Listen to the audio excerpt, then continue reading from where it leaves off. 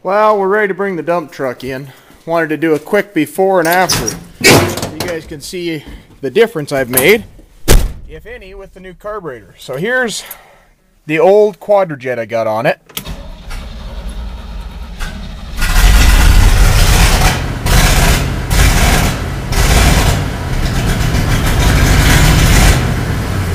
Won't idle. Let's hurry up and get it in the shop before we start something on fire. And here's our new intake and 2-barrel carburetor. I thought it was a 1-barrel. If you look down in there, it's actually a 2-barrel. So that's not all a bad thing there. I don't know, trying to run over my broom back there. And Molly's meowing. So we're gonna get started on this bugger. Now, right at the moment, I'm taking the distributor cap off.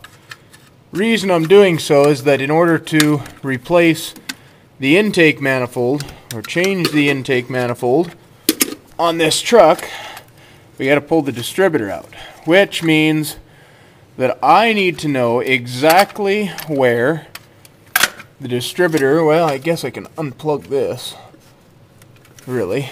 Can. Well, maybe I can't, but give me just a second here anyways. Okay, so what I'm going to do here is I'm going to mark the spot. Well, my marker's not marking. So we're just going to get a little bit of a little bitty file. Oh, wrong door. Like a triangular one, like so. And we're just going to make a little notch where the rotor is pointed. Now this will tell me what direction the rotor needs to be pointed when I go to put the distributor back in.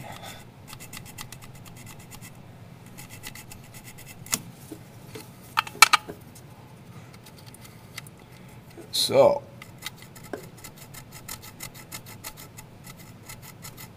there we go. A nice little notch there, and we can unplug the vacuum advance, and actually we can take the PCV valve off. Oh, let's see, what else can we do? Well, we can get a bolt or get a wrench and start pulling some bolts out. Let's get the distributor out first thing, and I gotta free up the drain cock on the then I got to free up the drain cock on the bottom of the radiator so I can get some radiator fluid out of it, some antifreeze out of it, because you can see right there the antifreeze goes through the intake on these, so I don't want any more antifreeze running all over the place than I have to have. I almost got ready, almost ready to pull this distributor out first. Here, so there we go. We got the hold down tab off, and we just slide this right on out, just like so. So there we go there. We'll find a place to put this so it's not going to leak all over everything or drip all over everything. There's a rag. We just put it right there. That's a nice safe spot. Okay, next thing up, we'll free up that petcock down there, get some antifreeze out of the radiator, and then we can start unbolting all the rest of the nonsense. Hello YouTube. It is Tuesday afternoon. I'm home from work, and as usual it's dark outside. But as you can see here, I have become a carburetor connoisseur. I kind of pooled some resources and talked to some people, and I got a hold of some carburetors. Almost all of them Rochesters, and I still have one on the way actually. That one being a another Holley double pumper, just like this one. This one was of unknown condition, But the one thing I've noticed about it is it's got the crossover tube right here that goes between the front and rear bowls. And this, for some reason, the metering plate is in the way of that piece, of this piece, you know, going into here, which seems kind of strange, but, you know, whatever. Somebody knows what's going on there, let me know. I'm not a big Holley aficionado. My favorite is the Autolite 4 barrels, and the Autolite 4 barrels and the Edelbrocks. I just like them for just the way they're put together, simplicity, all kinds of things like that. But here's the story. My preference would have been to put the 2-barrel manifold on this truck. I really wanted to do that. A 2-barrel's just so simple, easy. They're rugged, durable. They'll last for frickin' ever, and they don't cause near as much troubles as a 4-barrel. So for this particular application where we're not trying to make a race car out of it, a 2-barrel would have been just perfect, you know. But I got to digging. I thought, well, you know, before I go putting this in, I better check out this little 2-barrel that I had here. So I opened it up. Float was free. The accelerator pump's a little dried out, but I thought it might work. Then I got down a little deeper. All the jets were clean, but the problem I ran into was the butterflies were rusted shut. It apparently had sat outside for quite some time before I got a hold of it. The guy just gave it to me and the manifold, so it wasn't a huge deal.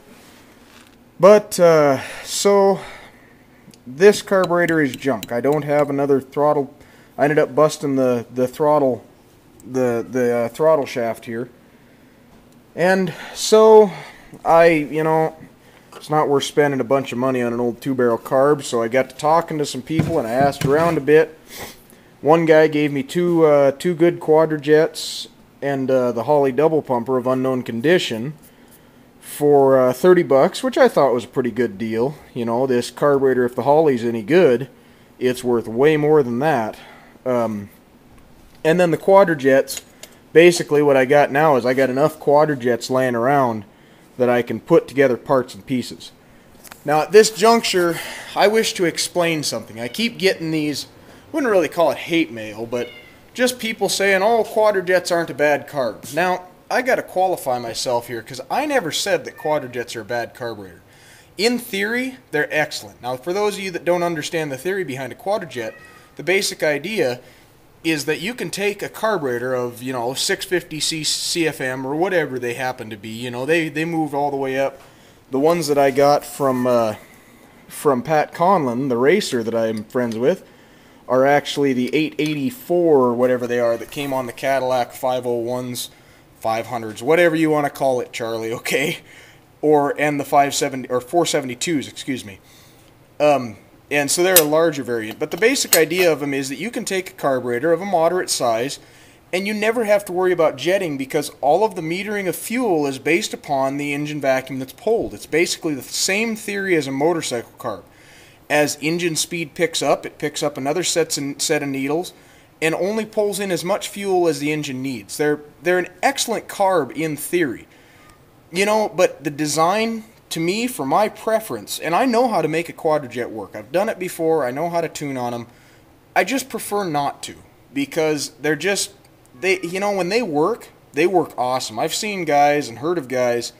In fact, Charlie Buhner was telling me that he had his Grand Sport, the white and black Grand Sport that you see in his videos. It's knocking like a son of a gun. He said it came with a Holley carb. He said he put a quadrajet on there and picked up a full second in the quarter. And so, yeah, you know, quadrajets are a great carb when they work. But when they don't work, they're a major pain in the butt to diagnose, and they're a major pain in the butt to work on. And so for the simplicity's sake, I prefer a simple 2-barrel Autolite. You know what? You can make an Autolite 2-barrel an absolute screamer. Or just a simple Edelbrock 4-barrel. You know, they make great carbs. But, you know, to all of you that run quadrajets, good for you, you know. But it's not my cup of tea, so I just haven't ever really gotten into it.